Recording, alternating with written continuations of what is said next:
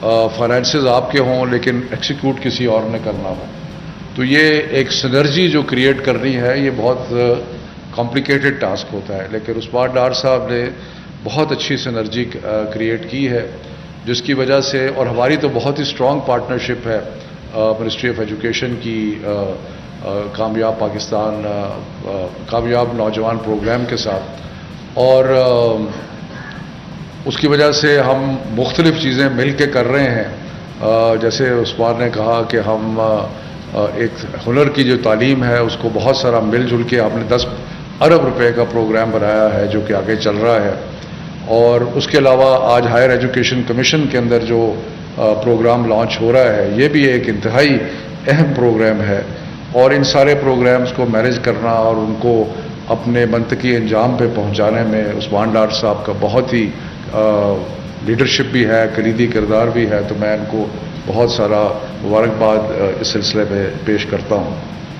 جناب صدر، آپ کو یقیناً یاد ہوگا کیونکہ ہم ایک ہی وقت کی پیداوار ہیں کہ ہمارے زمانے میں جب میں گورنمنٹ کالج لاہور میں تھا تو 2 نیشنل ٹیسٹ کرکٹر جو تھے وہ ہمارے کالج سے تھے، اور پنجاب یونیورسٹی جو تھی اس نے میرا خیال ہے کچھ 4 یا 5 ٹیسٹ کرکٹرز جو تھے وہ پروڈیوس کیے ہوئے تھے. اور باقی یونیورسٹیز سے اور ایتھلیٹکس میں اور باقی چیزوں میں اور بہت ساری چیزوں میں جو اسٹوڈنٹس تھے اور یونیورسٹیز تھی وہ ایک نرسری تھیں جہاں سے چیزیں پیدا ہو رہی تھیں. پھر پتہ نہیں کیا ہوا کہ اوور دا ایئرز یہ جو رول یونیورسٹیز کا تھا اور کالجز کا تھا کہ جہاں پہ، اور اسکولز کا تھا کہ جہاں پہ سپورٹس جو ہے ان کو انکریج کیا جاتا تھا، اور بچوں کی جو نشو و نما ہے اس میں صرف تعلیم نہیں بلکہ جو غیر نصابی سرگرمیاں ہیں اور خاص طور پہ سپورٹس ہیں ان کا ایک بہت زیادہ خیال رکھا جاتا تھا. تو وقت گزرنے کے ساتھ پاپولیشن بھی بڑھتی گئی اور کچھ توجہ بھی بے توجہی بھی رہی، اور اس کی وجہ سے یہ ہوا کہ میرا خیال ہے کہ یونیورسٹیز کا رول جو تھا وہ بہت ہی کم ہوتا گیا سپورٹس میں. میرا خیال میں شاید غلط ہوں لیکن اس وقت کسی بھی نیشنل ٹیم میں شاید ہی کوئی کسی یونیورسٹی کا طالب علم ہو، شاید. اس کی وجہ یہ ہے کہ ہم نے جو غیر نصابی سرگرمیاں تھیں اور جو سپورٹس تھی اس کو بہت سارا نگلیکٹ کیا. اور یہ بڑی بات ہے کہ یہ جو کامیاب جوان پروگرام کے تحت یہ جو انیشیٹو آیا ہے ہائر ایجوکیشن میں، اس کے 2-3 پہلو بڑے انٹرسٹنگ ہیں، دلچسپ پہلو ہیں. ایک تو جو یہی ہے کہ مرکز ہوگا جہاں پہ اسٹوڈنٹس کی ساری نیڈز جو ہیں وہ ہوں گی اور سپورٹس پہ. لیکن مجھے جو خاص طور پہ جس چیز کا میں ذکر کرتا ہوں سپورٹس کے حوالے سے، کہ وہ جو سینٹرز آف ایکسیلنس بنا رہے ہیں، یعنی کہ مختلف سپورٹس کے لیے یہ ایک ہائی ٹیک سینٹر بنا رہے ہیں جہاں پہ ان بچوں کی ٹریننگ ہوگی جو آئیڈینٹیفائی ہوتے ہیں کہ جن کا ٹیلنٹ ہے اور جو آگے بڑھ سکتے ہیں. تو یہ جو اسپیشلسٹ ادارے بنیں گے مجھے یقین ہے کہ ان میں سے آگے کئی سالوں میں نظر آئے گا کہ یونیورسٹیز جو ہیں وہ دوبارہ ایک گہوارہ بنیں گی سپورٹس کا، اور وہاں پہ سے نیشنل جو چیمپئنز ہیں وہ یونیورسٹیز سے نکلیں گے. اور یہ مرکز کا کانسیپٹ بھی بہت اچھا ہے،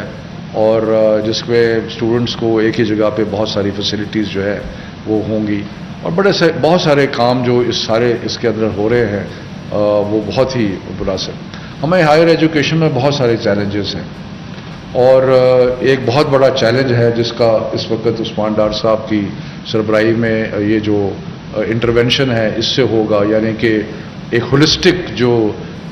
بچوں کی تربیت ہے اس میں. لیکن اور بھی چیلنجز ہیں. ہمیں کوالٹی کا بہت بڑا چیلنج ہے. ہماری یونیورسٹیاں ہمارا ایکسیس کا چیلنج تو ہم کچھ حد تک میٹ کر رہے ہیں، یعنی کہ ہماری خواہش ہے کہ ہائر ایجوکیشن کے ادارے بنیں، لیکن صرف ہائر ایجوکیشن کا ادارہ بنانا کافی نہیں ہوتا. ہم برک اینڈ مارٹر سے یونیورسٹیاں نہیں بنتی. یونیورسٹیاں جو بنتی ہیں وہ فیکلٹی سے بنتی ہیں، وہ جو ایک آئیڈیاز کی جو ایک انوائرمنٹ بنتی ہے اس سے یونیورسٹیز بنتی ہیں، ریسرچ سے یونیورسٹیز بنتی ہیں. غیر نصابی سرگرمیوں سے بھی یونیورسٹیز بنتی. سو بہت ساری چیزیں ایسی ہیں جو کہ مل ملا کے ایک یونیورسٹی کا ایکسپیرینس جو ہے وہ ہوتا ہے. لیکن جب ہم بہت ساری نئی یونیورسٹیز بناتے ہیں, یہ نہیں میں کہنا چاہتا کہ یونیورسٹیز نئی بننی نہیں چاہیے, بننی چاہیے, لیکن اس کے ساتھ ساتھ ہمیں اس چیز کا بھی بہت زیادہ خیال رکھنا پڑے گا کہ ہم کوالٹی کو سیکریفائز تو نہیں کر رہے. ہم فیکلٹی ڈیولپمنٹ جو ہے اس پہ اپنا توجہ دے رہے ہیں یا نہیں دے رہے. کیا ہم یہ ساری چیزیں, تو مجھے خوشی ہے کہ ورلڈ بینک کے جو پروجیکٹ کے تحت ہائر ایجوکیشن کمیشن میں among other things national academy of higher education بنی ہے جو کہ فیکلٹی ڈیولپمنٹ اور ان چیزوں میں کرے گی. لیکن میں مختصر صرف یہ کہنا چاہتا ہوں کہ ہم سب کو کوالٹی پہ فوکس کرنا پڑے گا, اور وہ کوالٹی جو ہے وہ مختلف چیزوں میں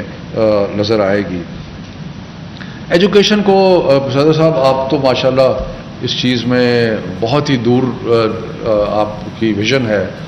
اور آپ کا مطالعہ بھی بہت ہے, اور آپ کو 21ویں صدی کے جتنے تقاضے ہیں ان کے بارے میں بخوبی آپ کو اندازہ ہے اور آپ کو ادراک ہے. لیکن ہمیں بہت جو ایک بڑا چیلنج ہے یونیورسٹیز کو اور ہائر ایجوکیشن کمیشن, کیونکہ یہ ایک سٹینڈرڈ سیٹنگ کرتی ہے کہ ہم نے جو 21ویں صدی کی سکلز کی ریکوائرمنٹ ہے اس کو ہم نے پورا کرنا, اور وہاں پہ یہ جو ہمارا ہنرمند پاکستان کا پروگرام ہے بہت امپورٹنٹ ہے کہ 21st سینچری سکلز جو ہیں وہ ہم نے ڈیولپ کرنی ہے اپنے اسٹوڈنٹس کے اندر اور باقی لوگ. بلکہ میں آپ کو انٹرسٹنگ فیکٹ بتاؤں کہ بہت سارے جو ہمارے اسکل ڈیولپمنٹ پروگرام میں پریزیڈنٹ صاحب تشریف لائے, عثمان صاحب, وہ یونیورسٹی گریجویٹس تھے, لیکن ان کی امپلائبلٹی جو تھی وہ نہیں تھی. تو جب انہوں نے ہمارے انٹرنیٹ آف تھنگز اور بگ ڈیٹا اور سائبر سیکیورٹی اور ایسے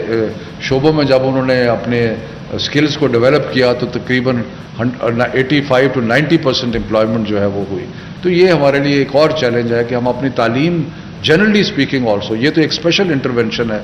لیکن ہم اپنی تعلیم کے کریکولمز جو ہیں ان پہ نظر دوڑائیں, اور نظر دوڑا کے جو 21ویں صدی کی اسکلز ریکوائرڈ ہیں یا جو تعلیم 21ویں صدی میں ہونی چاہیے اس پہ ہم اپنا فوکس جو ہے وہ رکھیں, تاکہ بحیثیت قوم ہم کسی طریقے سے بھی پیچھے نہ رہ جائیں. YouTube پر گوگلی ٹی وی دیکھنے کے لیے youtube.com کی سرچ بار میں گوگلی ٹی وی ٹائپ کریں. گوگلی ٹی وی کے پیج پر سرخ رنگ کے سبسکرپشن والے بٹن پر کلک کرنا نہ بھولیے. YouTube پر اپلوڈ ہونے والی ویڈیو سے باخبر رہنے کے لیے بیل آئیکن پر کلک کیجیے. آپ کو ہر نئی آنے والی ویڈیو کے بارے میں نوٹیفیکیشن موصول ہو جائے گا.